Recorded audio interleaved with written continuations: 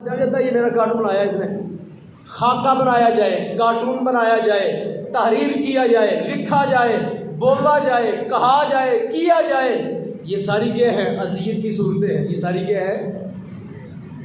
تو قرآن کہتا ہے جو اللہ تعالیٰ کو اس کے رسول کو اذیت دے، لعنہم اللہ فی الدنیا والآخرہ، قرآن کہتا ہے ایسے بندے پر اللہ کی لعنت ہو دنیا میں اور آخرت میں، دنیا میں اور آخرت میں۔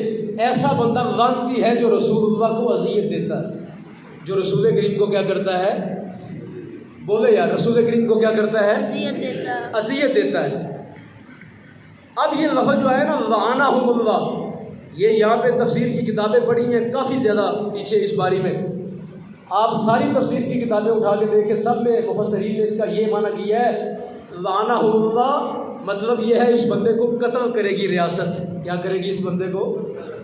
جو رسول اللہ کو اذیت دیتا ہے، جو توہین کرتا ہے، جو گستاخی کرتا ہے، اس کے بارے میں قرآن یہ کہتا ہے ریاست ایسے بندے کو پکڑ کے کیا کرے گی؟ قتل کرے گی۔ کیا کرے گی ریاست؟ آگے کتنا قتل کرے گی؟ اب میں جو لفظ آپ کو بیان کرنے لگا ہوں وہ بیان وہاں تک پہنچانا ہے کہ ریاست کیسے کرے گی۔ سنیے، یہ لفظ سنیے گا، بڑا ضروری ہے۔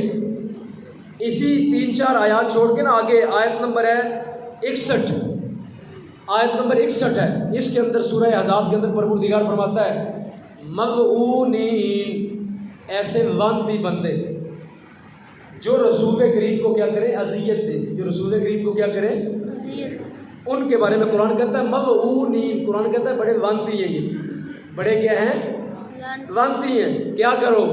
اینما ثقفوا اخذوا، قرآن کہتا ہے جہاں ملے پکڑ لو ان کو، جہاں ملے کیا کرو ان کو؟ اینما ثقفوا اخذوا، ثقفوا کا معنی جہاں پائے جائیں، اخذوا کا معنی وہاں کیا کرو ان کو؟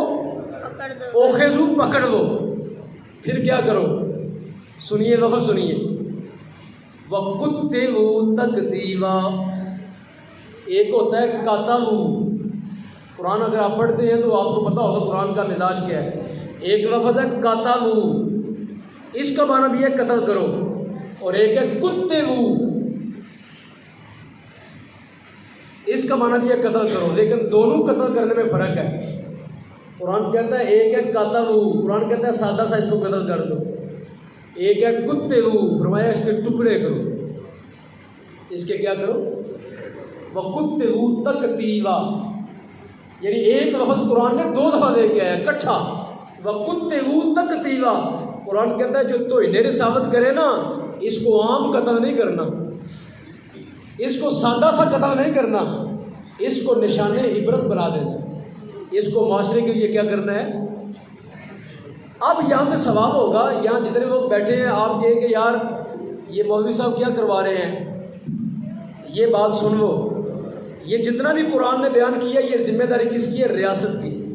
کس کی ذمہ داری ہے؟ ریاست کی۔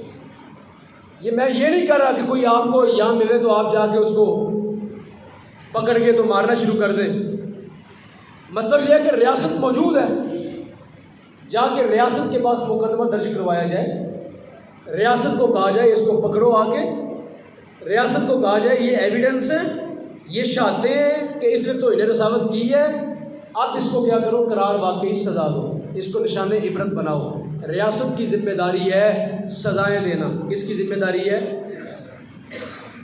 یعنی سب سے پہلے ریاست کو ہی کہا جائے گا، FIR کٹوائی جائے گی کہ ریاست اپنا کام کرے۔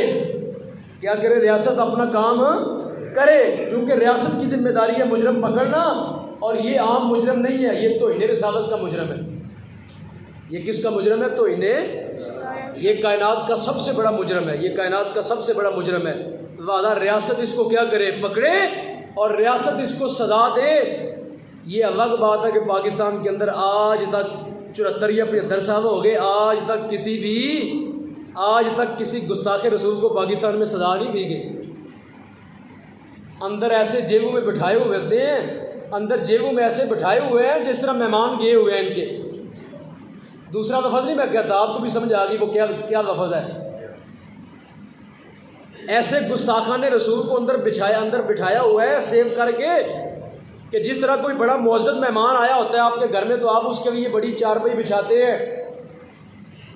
70-72 سال ہو گئے آج تک کسی گستاخ رسول کو ریاست نے سزا نہیں دی، جبکہ غازیوں کو پھٹے میں چڑھا دیا ان نے.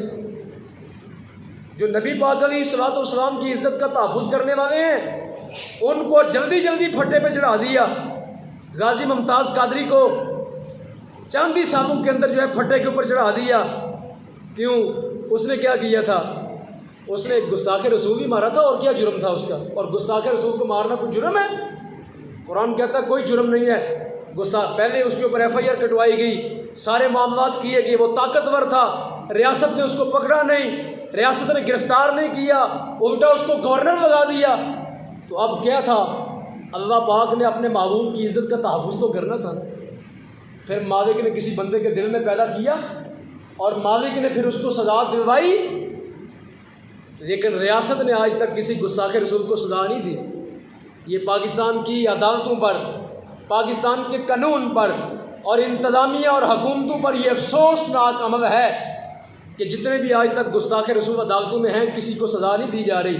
ان پر جرم ثابت ہو گیا، ان کو سزائیں عدالتوں نے دے دیں، وہ اپنی جیلیں کاٹ رہے ہیں، سزائے موت ان پر نافذ ہے، لیکن ریاستیں ان کو سزا نہیں دے رہی. کیوں نہیں دے رہی؟ جو باہر والے مامے چاچے ہیں وہ دینے نہیں دیتے. جن سے باہر جن کے پاس ان نے پیسہ لینا ہوتا ہے نا، ایڈیں لینی ہوتی ہیں، IMF اور عالمی بینک کے یہ ملازم ہیں، وہ ان کو کہتے ہیں کہ تم نے یہ کام نہیں کرنا، یہ کیا تو ایڈ بند کر دیں گے تمہاری. تو ان کو رسول کریم سے پیارے وہ IMF والے ہیں. تو اس لیے سامعین محترم قرآن کیا کہتا ہے؟ قرآن یہ کہتا ہے ملعونین اینما ثقفوا اخذوا وقتلوا تقتیلا. قرآن کہتا ہے اگر رسول کریم کا کوئی گستاخ مل جائے تو ہونا یہ چاہیے کہ اس کو ایسا قتل کرو کہ نشان عبرت بنا دو. اس لیے سامعین محترم یہ کائنات کا حساس ترین جرم ہے، یاد رکھ لو. جس طرح لوگ کہتے ہیں، ہمارے بابا جی خادم رضوی علیہ الرحمہ فرمایا کرتے تھے کہ تمہاری ریڈ زون وہ ہے ڈی چوک. مسلمانوں کی ریڈ زون جو ہے وہ مصطفیٰ کریم علیہ السلام کی عزت ریڈ زون. اس پہ مسلمان کمپرومائز نہیں کر سکتے، یاد رکھنا. اس کے اوپر کوئی گناہگار مسلمان بھی ہو، جب مسئلہ حضور کی عزت کا آ جائے تو پھر غازی علم الدین شہید ہو یا غازی ممتاز قادری ہو یا غازی عبد القیوم ہو یا غازی مرید حسین ہو یا غازی عامر چیمہ ہو، پھر اللہ غازیوں کو تیار کرتا ہے، پھر غازی اپنا کام کرتے ہیں. اس امت کی مائیں بانجھ نہیں ہیں. اس امت کی مائیں جو ہیں ایسے بچے پیدا کرتی رہیں گی جو حضور کی عزت پہ پہرا دیتے رہیں گے، جو حضور کی عزت پہ کیا کرتے رہیں گے؟ پہرا دیتے رہیں گے. ان کو کوئی مولوی تیار نہیں کرتا. یاد رکھو، میں پہلے بات کی ہے، کسی غازی کو کوئی مولوی تیار نہیں کرتا، غازیوں کو اللہ خود تیار کرتا ہے. اندر بیٹھے بٹھائے اللہ ان کو کہتا ہے کہ اٹھ تو میرے مصطفیٰ کی عزت کی حفاظت کر. غازی علم الدین شہید کو کسی مولوی نے تیار نہیں کیا تھا، غازی عامر چیمہ شہید کو کسی مولوی نے تیار نہیں کیا تھا، غازی ممتاز قادری کو کسی مولوی نے تیار نہیں کیا تھا. ہاں ہو سکتا ہے کسی کی تقریر سنی ہو، لیکن فیصلہ اس کا ذاتی تھا. فیصلہ کیا تھا اس کا؟ ایسے فیصلے ذاتی اپنی غیرت کی بنیاد پہ کیے جاتے ہیں. ایسے فیصلے کسی سے پوچھ کے نہیں کیے جاتے. ایسے فیصلے مسلمان اپنی ذاتی اپنی ول اور پاور کی بنیاد پہ کرتے ہیں. تو اس لیے ناموس رسالت والا مسئلہ بڑا حساس ہے. اس معاملے کے اندر کوئی وچک بھی برداشت نہیں ہوگی، امت نہ کرے گی، اور نہ اس مسئلے پر ہر بندے کو بک بک کرنے کی ضرورت ہے. اس لیے اپنے بچوں کی تربیت ایسی کر دیں، اپنے بچوں کی تربیت ایسی کر دیں کہ وہ اس مسئلے کی طرف جو ہے وہ اس کو چھوٹا سا نہ جانے. چونکہ آج یہ ویڈیو دیکھ کے نا فیس بک کے اوپر، یوٹیوب کے اوپر، تو آج وہ کہتے ہیں اظہار رائے کی آزادی ہے. اظہار رائے کی آزادی ہے، ہر بندہ ہر گفتگو کر سکتا ہے. نہیں، اسلام میں ہر بندہ ہر گفتگو نہیں کر سکتا. ہر ایک کا دائرہ ہے، ہر ایک کی قیود ہے. ایک حد تک گفتگو کر سکتے ہو. رسول کریم کے بارے میں گفتگو کرنے کے بعد تم اپنی زندگی کی ضمانت نہیں مانگ سکتے. تو اس لیے اپنے بچوں کی تربیت میں محبت رسول پیدا کرے، اپنی بچیوں کی تربیت میں محبت رسول پیدا کرے، اور ان کو بتائیں یہ ناموس رسالت کا مسئلہ عام مسئلہ نہیں ہے، یہ کائنات کا سب سے حساس ترین مسئلہ ہے. اللہ پاک ہمیں سرکار کی عزت پہ پہرا دینے کی ہمیشہ توفیق عطا فرمائے.